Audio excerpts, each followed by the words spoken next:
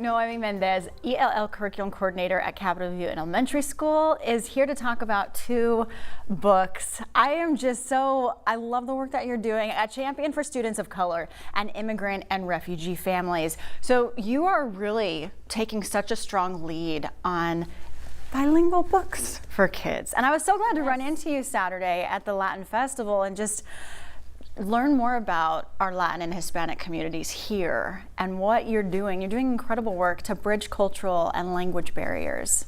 Thank you. First of all, thank you, Channel 5 and Samantha, for having me here today. I really appreciate it. I'm humbled by being invited and sharing out the books to our community. Yeah. It's such a high need. We definitely need to really advocate for our families, our culture, and just ensure that people know how important bilingualism is and how important it is to keep our culture and our roots so that our children don't forget where they come from, right? And this is what I want to do with our books. And you came to Iowa 20 years ago? 25 years ago. 25 years ago. Yes. And you've seen our communities grow so fast. That's what we do. Yes, multiply.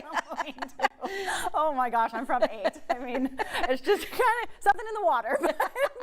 I love, you started with Besitos. Yes. And this one, tell us the story behind that. So basically, during the pandemic, watching TV and having all our babies come back to school, it really just hit me thinking about what if I was a parent sending off my child to school. I couldn't fathom thinking about what's going to happen.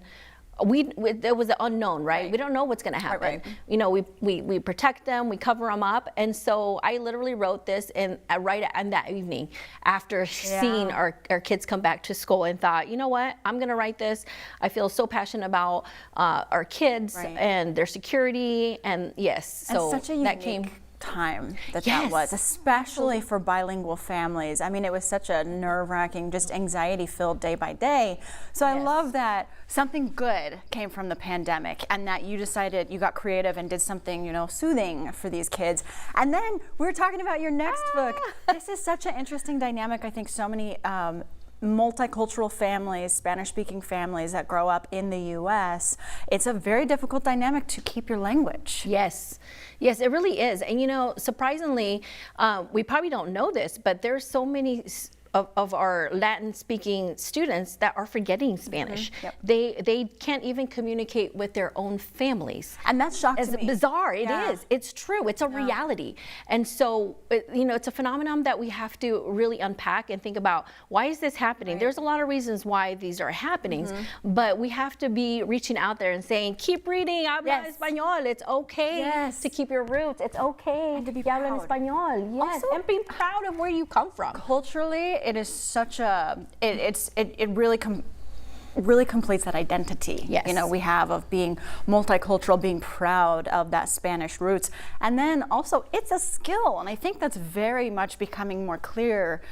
Being bilingual is an asset. And we need to treat it that way. We are more valuable being bilingual. Yes. And I love that you're really starting this conversation that ends up being like, it helps us come together and acknowledge this is kind of a crack in our communities, and we want to really work on our languages and acknowledge it needs to take commitment. We do. Yep, and we need to just ensure that as educators in the school system that we are highlighting that with our students. And like you said, we have to be proud of that. Our kids have to be proud. They have to come to school and know you're going to learn English if they're English language learners. However, you need to use your assets, right? Your Spanish, because that's going to help you even more in the future. And absolutely. My grandfather, when he was raised in first of our family to be in America, he was slapped in school when he would speak Spanish. It was just the times that he was living in, it was the culture. And so we've had to be very intentional in my family to maintain your Spanish. Otherwise, you lose your history. You can't connect with your aunts or your great grandparents, you know, your abuelos.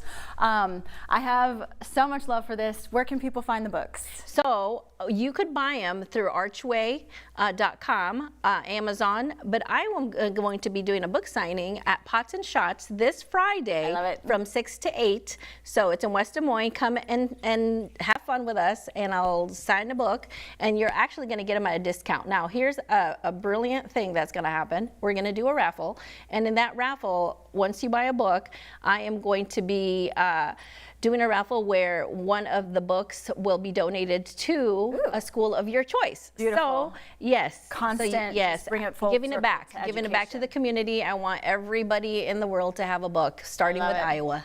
What a great way to start the week. Thank you so much Thank for coming you, through. Samantha.